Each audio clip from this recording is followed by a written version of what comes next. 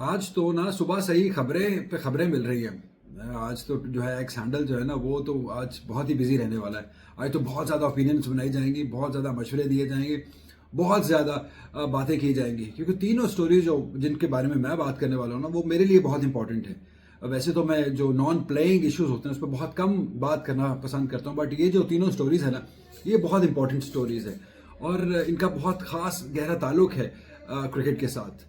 तो मेरे लिए मुझे लगा कि मुझे इन पर बात करनी चाहिए, अपनी ओपिनियन मुझे भी देनी चाहिए। जहाँ सारे दे रहे हैं तो मैं भी अपनी ओपिनियन दे लेता हूँ।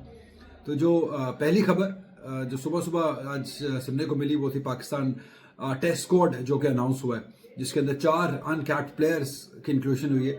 बहुत अच्छा लगा देख के कि वैल्यू दी जा रही है जी। फर्स्ट क्लास के जो परफॉर्मर्स हैं उनको वैल्यू दी गई। 4 नए लड़के हमें पहली बार खेलते हुए दिखाई देंगे टेस्ट मैच के अंदर, जिसके अंदर अब्दुल्ला फजल टॉप ऑफ द लिस्ट। आप जाइए हमारी पहली वीडियो देखिए जिस पे मैंने कहा था कि अब्दुल्ला फजल पे नजरें रखिए, क्योंकि उनके अंदर वो गुण है, उनके अंदर वो टैलेंट है, वो स्किल है जो एक बड़े क्रिकेटर में होने चाहिए। उनकी इंक्लूजन हुई। उसके साथ एक और लेफ्ट हैंड बैटर अजान अवैस, सियालकोट से उनका ताल्लुक है, वो भी पिछले मुसलसल 2 सालों से 1000 रन कर रहे हैं डोमेस्टिक क्रिकेट के अंदर, तो वो भी अच्छा लगा। एक वेल डिजर्व्ड इंक्लूजन हुई। उसके बाद हमने देखा गाजी गौहरी, वो प्रेसिडेंट कप जो हुआ था उसके बेस्ट बैटर का करार पाए थे। उसके बाद उन पाकिस्तान शाहीन्स के लिए भी डिसेंट परफॉर्मेंस रही, कराची ब्लूज के लिए भी उनकी T20 में डिसेंट परफॉर्मेंस रही। तो हम कह सकते हैं कि चले ये भी वेल डिजर्व्ड इंक्लूजन है। वैसे तो हम एक्सपेक्ट करते हैं कि शायद रोहेल नज़ीर का नाम आएगा, बट चलिए किसी न किसी यंगस्टर को तो एक बार मौका मिला है जो कि उस जो एक क्लैन है उसके अंदर घुसने की कोशिश कर रहा है, और आई एम होपफुल कि शायद उनको एक आधा गेम भी मिल जाएगा। उसके अलावा एक और जो प्लेयर जो कि बहुत ही वेल डिजर्व्ड इंक्लूजन है, बहुत मेहनत की है उस प्लेयर ने, बहुत अरसे से इंतजार किया है उसने अपनी बारी का, वो है अमाद भट्ट। ऑलराउंड क्रिकेटर है, इनका ताल्लुक भी सियालकोट से है। देखिए बहुत रिस्पेक्ट करनी चाहिए ऐसे प्लेयर्स की। ये प्लेयर्स जो होते हैं ना ऐसे, ये एग्जाम्पलरी होते हैं बाकियों के लिए।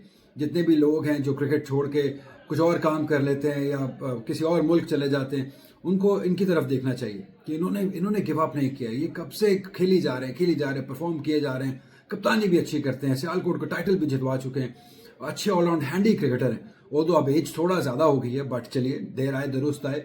उनकी वो जो जितनी उन्होंने मेहनत की है उनका सिला उनको अब यहाँ पे टीम में जो शमूलियत हुई है पहली बार टेस्ट टीम में, उसकी सूरत में मिल रहा है। तो बहुत अच्छा लगा देखिए ये चारों इंक्लूजन्स।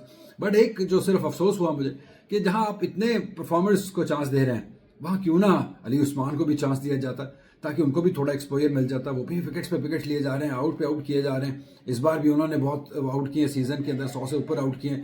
198 विकेट्स तो वो टोटल फर्स्ट क्लास क्रिकेट में ले चुके हैं। लेकिन ये जो सीजन था उनका रिदम बहुत अच्छा चल रहा था, वो विकेट्स ले रहे थे, फुल ऑफ कॉन्फिडेंस थे। आई थिंक ये अच्छा मौका था बांग्लादेश सीरीज में। चलिए आप साथ ले जाते, ठीक है, आपने नुमान अली को खिलाना है, साजिद खान को खिलाना है, तो आप साथ ले जाते। आपने आसिफ आफरीदी को भी खिलाया ना 3 स्पिनर्स, तो आप अली उस्मान को भी ले जाते साथ। तो एटलीस्ट जो परफॉर्मर है उसको ये लगता है कि हाँ यार मेरी परफॉर्मेंस की वैल्यू हो रही है, मुझे अंदर शामिल किया जा रहा है, मैं उस सर्किट के अंदर हूँ, तो मुझे और मेहनत करनी है। अगर मैं इस बार टेस्ट मैच ना भी मिला, मुझे और मेहनत करनी है और दोबारा से परफॉर्म करके पाकिस्तान टीम के अंदर जगह बनानी है। क्योंकि बहुत साजिद खान और नुमान अली ने कभी ना कभी तो बात करनी है ना, तो आपको बैकअप स्पिनर्स एक्सपीरियंस वाला चाहिए। तो क्यों ना आप अली उस्मान को साथ अभी इंक्लूड कर देते। तो मुझे लगा कि शायद अली उस्मान हो सकते थे इस टीम के अंदर। ओवरऑल वही नाम है जो लास्ट टाइम साउथ अफ्रीका के अगेंस्ट खेले थे जब पाकिस्तान आखिरी बार खेला था और हार गया था टेस्ट मैच। वही ज़्यादातर नाम है।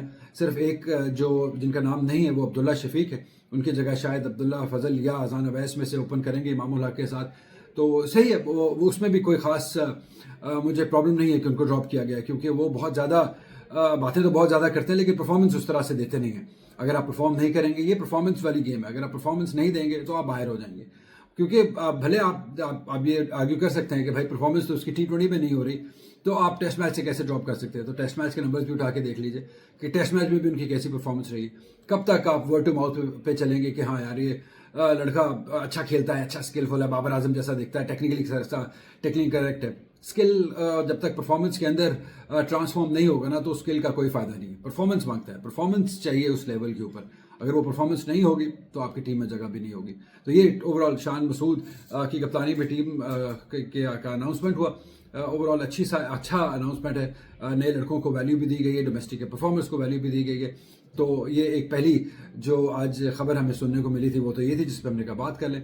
अच्छा, दूसरी जो खबर है जी वो फ्राइडे की खबर है, कल की। कल एक बहुत बड़ी खबर सामने आई थी मैच फिक्सिंग को लेके, जो आईसीसी का जो इन्वेस्टिगेशन करते हैं ना, जो आईसीयू है, आईसीसी करप्शन यूनिट जो है, उन्होंने इन्वेस्टिगेशन शुरू की है एक मैच की जो कि खेला गया था 17 फरवरी को, आई गेस, चेन्नई के अंदर। वर्ल्ड कप का ये मैच था, न्यूजीलैंड और कनाडा का।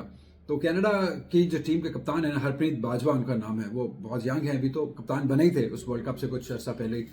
तो उनके ऊपर ये एलिगेशन लगाया गया है। अभी एलिगेशन लेट्स से, क्योंकि एक जो खबर एजेंसी है जो खबरें देती है, उनका एक प्रोग्राम है, उन्होंने ये खबर ब्रेक की है, क्राइम करप्शन इन क्रिकेट के नाम से वो शो होता है, जिन्होंने ये खबर ब्रेक की है। उन्होंने कहा जी कि जो मैच खेला गया था ना चेन्नई के अंदर, उसमें जो 5वां ओवर था, हरप्रीत बाजवा जो कि ऑफ स्पिनर, वैसे तो वो बैटर है लेकिन ऑफ स्पिनर भी है, उन्होंने जो ओवर किया था, उस ओवर के अंदर जो पहला बॉल किया उन्होंने नो बॉल किया, उसके बाद उन्होंने एक वाइड किया और 15 रन उस ओवर में दिए।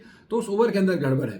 तो आईसीसी ने अपने सारे जो हरकत में आए सारे जो यूनिट्स हैं, उन्होंने कहा कि चलिए पहले इसकी इन्वेस्टिगेशन कर लेते हैं। वो भी इन्वेस्टिगेशन जारी है, बट हम देखेंगे कि आगे उसका क्या निकलता है। उस मैच में बड़ी इंटरेस्टिंग स्टोरी थी। 173 रन बनाए थे कनाडा ने, तो न्यूजीलैंड ने चेस तो कर लिए 2 विकेट्स पे, लेकिन वो जो टाइम पीरियड था ना, वो बहुत क्रूशियल था जब ये ओवर कराया गया, क्योंकि पहले 2 ओवर में काफ़ी रन आए थे, आई थिंक 14 या 15 रन आए थे। फिर तीसरा ओवर साद बिन जफर, लेफ्ट आर्म स्पिनर, वो भी पाकिस्तानी, उन्होंने किया, उन्होंने विकेट मेड इन ओवर किया। उसके बाद फास्ट बॉलर ने विकेट ओवर किया, उन्होंने विकेट हासिल की। तो फिर 5वां ओवर जो है वो बाजवा साहब ने खुद किया और उसके अंदर उन्होंने 15 रन दे दिए, जिसके अंदर ये वाइड और नो बॉल जिसका जिक्र है वो भी है। और उसके बाद से मैच जो है वो न्यूजीलैंड की फेवर में चला गया, वो मोमेंटम जो है वो न्यूजीलैंड की फेवर में चला गया। न्यूजीलैंड वो मैच 8 विकेट से जीत गया। तो देखते हैं कि ये अभी स्टोरी जो है, खबर है जो अभी है, ये भी इन्वेस्टिगेशन के मरहले में है। क्यों मैंने बात करना चाहिए इसके ऊपर, क्योंकि मैच फिक्सिंग ने ना पाकिस्तान को बहुत डैमेज किया। मेरी आज आगे बात जो है वो पाकिस्तान क्रिकेट से ही जुड़ी होगी, जो भी खबर होगी, क्योंकि मुझे पाकिस्तान के बारे में बात करनी है और इधर उधर की बातें, किसी और लीग शो की बातें मैं नहीं करता हूँ। तो पाकिस्तान क्रिकेट से जुड़ी है, क्योंकि जितना नुकसान शायद मैच फिक्सिंग ने पाकिस्तान को पहुंचाया ना, वो शायद किसी और ने नहीं पहुंचाया। क्योंकि 2010 वाला जो इंसिडेंट हुआ ना, उसके बाद से पाकिस्तान क्रिकेट खड़ी नहीं हो सकी। भले हम कह लें कि हमारे पास डोमेस्टिक में लड़के नहीं हैं, उतना टैलेंट नहीं है, या उस तरीके से हमारा डोमेस्टिक स्ट्रक्चर जो है वो टैलेंट को सपोर्ट नहीं करता है, ये सारी बातें आप कर सकते हैं, लेकिन जो मेन है ना वो उसके बाद से शुरू हुआ। क्यों मैं कहता हूँ, क्योंकि वहाँ पे हमें चले आमिर और आसिफ का जो नुकसान हुआ तो हुआ, Salman Butt as a player का नुकसान जो हुआ तो हुआ, जो Salman Butt as a captain का नुकसान हुआ ना हमें, उसने बहुत डैमेज किया है लगता है।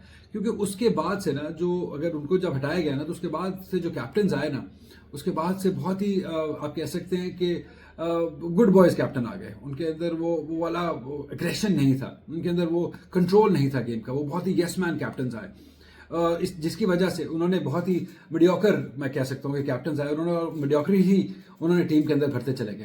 अपने से कम तर प्लेयर्स को भरते चले गए, जिनको होना चाहिए था वो हुए नहीं, जिनको डेवलप होना चाहिए था वो डेवलप हुए नहीं, जिनको लंबा खेलना चाहिए था वो लंबे खेले नहीं, क्योंकि अपने जैसे प्लेयर्स भरते चले गए। और वो जो क्वालिटी है वो नीचे से नीचे चलती चली गई, कप्तानी में भी और प्लेयर्स के अंदर भी। और आज हम इस नहज पे आ गए कि अब हमें कोई भी आके डरा सकता है अपने घर में आके। बांग्लादेश के फास्ट बॉलर्स आके डरा सकते हैं हमें वेस्ट इंडीज़ के फास्ट बॉलर्स आके डरा सकते हैं, हमारे बैटर्स को खेलना नहीं आता है पेस को। तो और वो अग्रेशन भी जो टीम में है ना, वो जो विनिंग मेंटालिटी है वो भी मिसिंग है। तो ये इसका जो कसूर है ना, वो उस लिंक किया हुआ है, इस सारे इंसिडेंट से वो सारा लिंक है पाकिस्तान क्रिकेट की जो बर्बादी है। उसके बाद शर्जील खान का भी एक इंसिडेंट हुआ।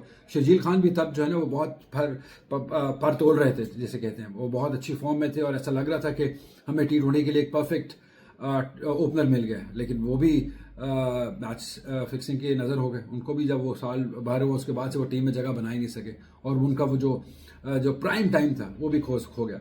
इसलिए ये वो बहुत डैमेजिंग हुआ ये वाला जो मैच फिक्सिंग है पाकिस्तान क्रिकेट के लिए। तो ये मुझे लगा इसके ऊपर बात करनी चाहिए कि और ज़रूरी है कि जितनी भी जो यंग नेशंस हैं ना, जैसे कनाडा है, इससे पहले हमने देखा कि यूएई के भी 6-7 प्लेयर्स इन्वॉल्व हुए थे और उनको बैन कर दिया गया था।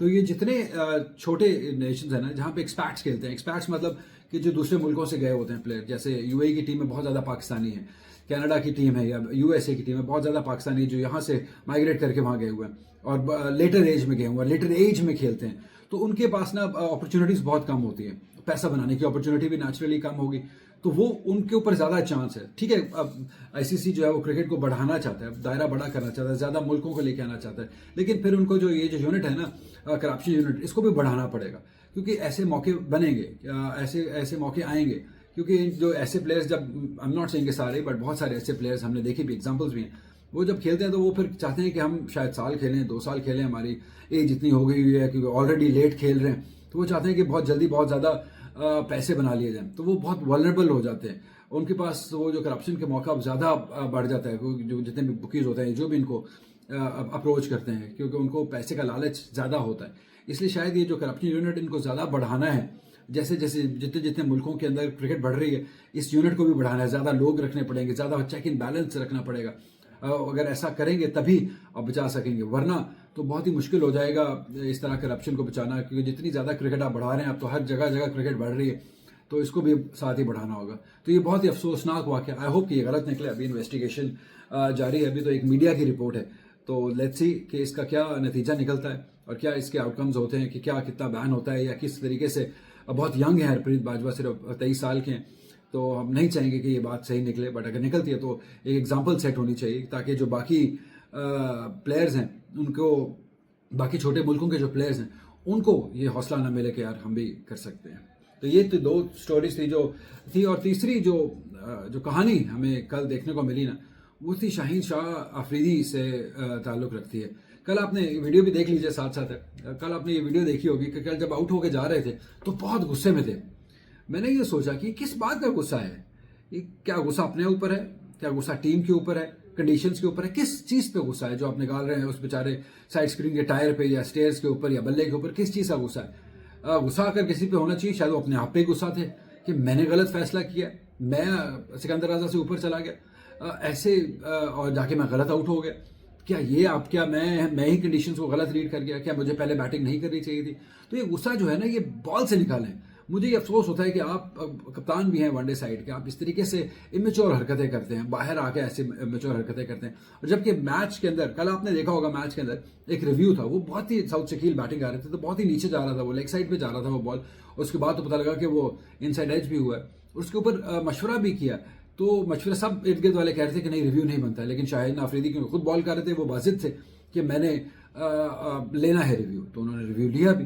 अब जब आप इस तरह करते हैं ना, तो कैप्टन एज ए कैप्टन, तो आप जो इर्द गिर्द वाले ना, वो ट्रस्ट खो जाते हैं टीम के अंदर कि यार इसको तो हमारे किसी मशवरे की फिक्र ही नहीं है, ये तो सिर्फ अपने अंदर ही खोया हुआ, अपने इर्द गिर्द इसकी दुनिया है, उसके अंदर से ये बाहर ही नहीं निकलता है, ये सिर्फ अपने बारे में सोचता है, अपनी सेलिब्रेशंस के बारे में सोचता है।